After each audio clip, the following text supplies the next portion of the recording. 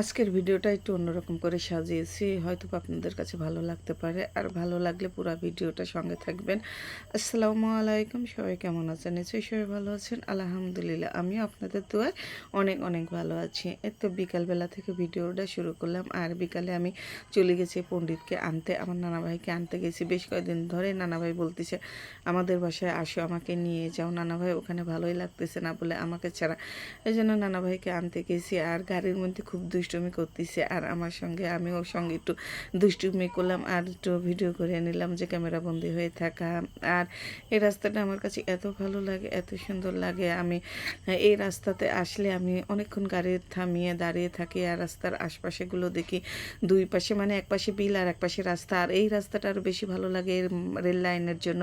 কিন্তু আমি রেল লাইনটা ভালোভাবে ভিডিও করতে পারিনি। গাড়িটা সিএনজিটা সামনে এসে মানে ভিডিওটা কেমন যেন হয়ে গেলো। যাই হোক, যেটুকু করেছি মাসাল্লাহ অনেক ভালো হয়েছে। তারপরে যে ভিডিওটা সকাল থেকে আবার শুরু করলাম মেহমানদের জন্য, যে সকালে রুটি বানাইছি। আর তারাই বলছিল যে রুটি খাবে, দেশি ছোটো আলু দিয়ে রুটি খাবে, এই জন্য রুটি বানাইছি এই দেশি আলু দিয়ে, মানে ছোটো আলু দিয়ে। আর মাসাল্লাহ খেতে অনেক ভালো লাগে, আমরা সবাই পছন্দ করি এই ছোটো আলু দিয়ে রুটি খেতে।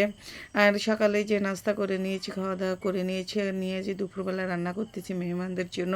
আজ রান্না করব এই যে একটু কচুলতি রান্না করব, পুরপুরি করব ইলিশ মাছ দিয়ে। আর প্রথমে আমি কচুলতি পুরপুরি করতেছি, ময় মশলা কষিয়ে এই যে কচুলতিগুলো দিয়ে দিয়েছি। আর ইলিশ মাছের যে আমি ভাজিনি বা কষিয়েও দেইনি, মানে আমি কষানো লাইলের উপরেই দিয়ে দিয়েছি। আর এভাবে রান্না করলে কিন্তু খেতে অনেক মজা লাগে।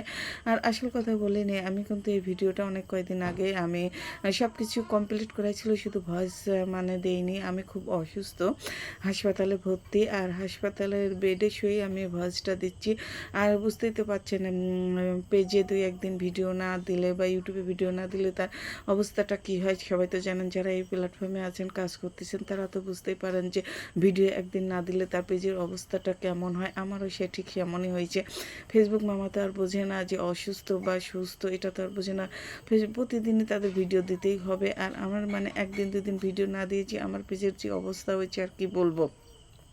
আমার কচুলতিটা পুরোপুরি করা হয়ে গেছে। আর কচুলতি লেবুর রস দিয়েছি, আর লেবুর রসটা দিলে না গলা চুলকায় না। যাই হোক, আমি খাসির মাংসটাও তুলে দিয়েছি। আর খাসির মাংসটা আমি বেশি ঝোল ঝোল করবো না, ভুনা ভুনা করবো। আর খাসির মাংসতে একটু লেবুর রস দিয়েছি। আর লেবুর রস দিলে না খাসির মাংসতে যে খাসি খাসি একটা গন্ধ আছে সেটা লাগে না, আর খেতেও অনেক ভালো লাগে। যাই হোক, আমার এই যে খাসির মাংসটা কিন্তু হয়ে গেছে।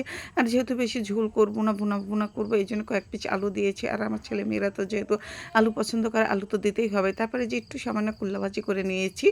আর কুল্লা ভাজিটাও আমার হয়ে গেছে। রান্নাগুলো মাশাআল্লাহ অনেক সুন্দর হয়েছিল। আজ এই পর্যন্ত, সবাই ভালো থাকবেন, সুস্থ থাকবেন, টাটা।